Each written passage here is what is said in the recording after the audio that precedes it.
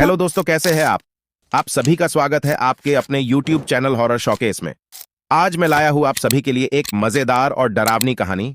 तो आइए शुरू करते हैं इस डरावने सफर को। कहानी शुरू करने से पहले आप सभी से मेरा हाथ जोड़कर निवेदन है, वीडियो को लास्ट तक जरूर देखिएगा और चैनल को सब्सक्राइब और वीडियो को लाइक जरूर कीजिएगा।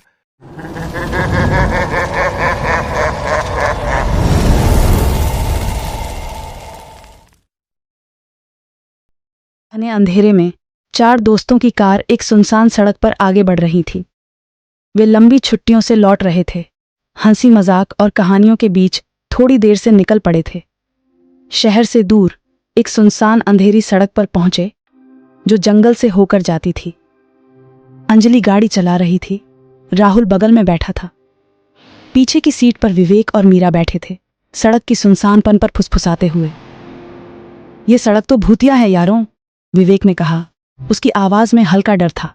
अरे बकवास मत कर, मीरा हंसी, लेकिन उसके स्वर में भी असुरक्षा झलक रही थी। अंजलि ने हंसते हुए कहा, ये सब कहानियां हैं, डरने की बात नहीं है। लेकिन सड़क धीरे धीरे बदलने लगी। पेड़ों की घनी छाया और बिजली के खंभों की कमी ने वातावरण को भयानक बना दिया। हवा अचानक ठंडी हो गई, मानो कोई उन्हें देख रहा हो। तभी रेडियो जोर जोर से हंसने लगा। एक महिला की भयानक हंसी, मानो उनकी बातचीत सुन रही हो। वे सब चौंक गए। राहुल ने रेडियो बंद करने की कोशिश की, लेकिन वह नहीं माना। हंसी लगातार जारी रही, झोल होती गई। अंजलि ने गाड़ी रोक दी। डर उनके चेहरे पर साफ दिख रहा था। यहाँ कुछ गड़बड़ है, उसने कांपती आवाज में कहा। विवेक ने जल्दी से कहा, शायद सिग्नल मिल गया है, आगे बढ़ते हैं। उन्होंने फिर से गाड़ी स्टार्ट की। हंसी धीरे धीरे कम हो गई, लेकिन हवा में तनाव बना रहा। अचानक सड़क के बीच में एक सफेद साया दिखाई दिया। यह एक महिला का आकार था, लंबे बाल, खून से लटपट सफेद ड्रेस पहने हुए। वे सब चीख पड़े। अंजलि ने ब्रेक लगाए, गाड़ी फिसलकर सड़क के किनारे जा रुकी। वे खिड़कियों से बाहर देखने लगे, लेकिन महिला गायब हो चुकी थी। डर से घबराए वे तय कर चुके थे कि वहां से निकल भागना है, लेकिन आगे बढ़ने पर उन्होंने पाया कि सड़क गायब हो गई है। चारों तरफ जंगल था और उस सफेद आकृति के अलावा कोई रास्ता नहीं दिख रहा था। आशा खोने ही वाले थे कि मीरा ने देखा कि महिला एक दिशा में बढ़ रही है। उसने कहा, उसे फॉलो करें, शायद रास्ता निकले। दिलों में डर लिए वे महिला के पीछे चलने लगे। जंगल घना था, हवा में ठंडक थी। अजीब सी आवाजें उन्हें डरा रही थीं। कभी पेड़ों की टहनियों की खटखटाहट, तो कभी दूर से किसी जानवर का रोना। पता नहीं कितनी देर चले, उन्हें एक पुरानी जीर्ण शीर्ण हवेली दिखाई दी। महिला उस हवेली के अंदर चली गई। डर के बावजूद उम्मीद की एक किरण जगी। हवेली के अंदर अंधेरा था, लेकिन हवा में धूल और नमी की गंध थी। अचानक छत से कुछ गिरा। उन्होंने देखा वो सफेद साया उनकी तरफ बढ़ रहा है।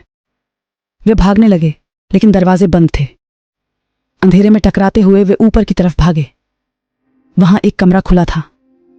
वे उस कमरे में घुस गए और दरवाजा बंद कर दिया। कमरा धूल और मकड़ियों से भरा था। दीवारों पर चित्र लटके थे जो समय के साथ फीके पड़ चुके थे। अचानक एक चित्र उनकी तरफ झुका। अंधेरे में हवा अचानक थम गई, मानो सांस लेना भूल गई हो। हंसी गायब हो चुकी थी, लेकिन उसके खौफनाक असर ने उन्हें जकड़ लिया था। सफेद आकृति भी नदारद थी, जैसे पल भर में हवा में घुल गई हो। लेकिन अंजलि की पीठ पर अचानक कुछ सटकने लगा। उसने चीखते हुए पीछे घूमा। बस इतना देख पाया कि दीवार पर टंगा हुआ पुराना चित्र हवा में लहरा रहा है।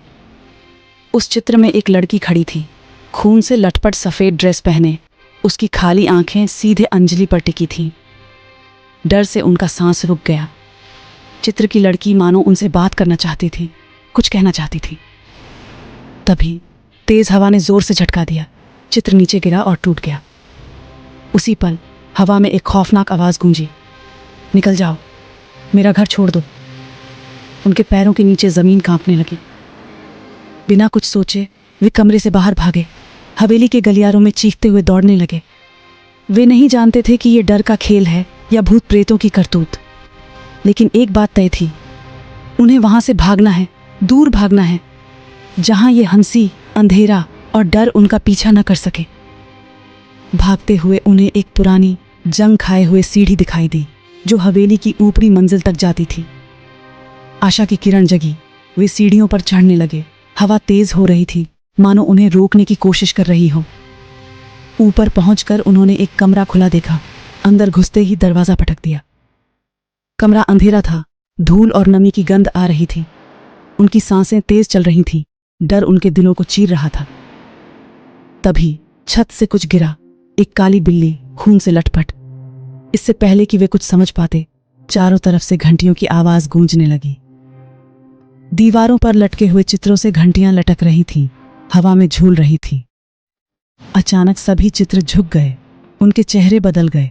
उन सभी के चेहरे पर गुस्सा और उदासी झलक रही थी। ऐसा लगा मानो वे कह रहे थे, तुमने हमारी कहानी को खोद कर निकाला है, अब इसकी सजा भुगतोगे। कमरा हिलने लगा, दीवारें फटने लगीं। डर और चीखों के बीच वे समझ गए थे कि हवेली भूतों से भरी नहीं थी, बल्कि यहां कभी रहने वाले लोगों की दुख भरी कहानियां थीं। उन्होंने बिना सोचे उन कहानियों को खोद कर निकाला था। अब उनके गुस्से का सामना करना पड़ रहा था। कमरे की छत गिरने लगी। वे जानते थे कि बचने का कोई रास्ता नहीं है। उनके सामने एक किताब पड़ी थी, हवेली के इतिहास की किताब। हताशा में उन्होंने उसे खोला और जोर से पढ़ना शुरू किया। जैसे जैसे वे हवेली के अतीत के राज, वहां रहने वालों की कहानियां पढ़ते गए, कमरे की दीवारें ठीक होने लगीं, घंटियां बंद हो गईं और चित्र वापस अपनी जगह पर लौट आए। हवा शांत हो गई, मानो उन्हें माफ कर दिया गया हो। हवेली से बाहर निकलने पर उन्होंने सूरज की पहली किरण देखी। वे जानते थे कि उनकी जिंदगी अब बदल चुकी है। रहस्य खोलने का शौक अब उन्हें डराता नहीं था, बल्कि अतीत का सम्मान करना, उसकी कहानियों को सही तरीके से सुनना उनकी जिम्मेदारी बन चुकी थी।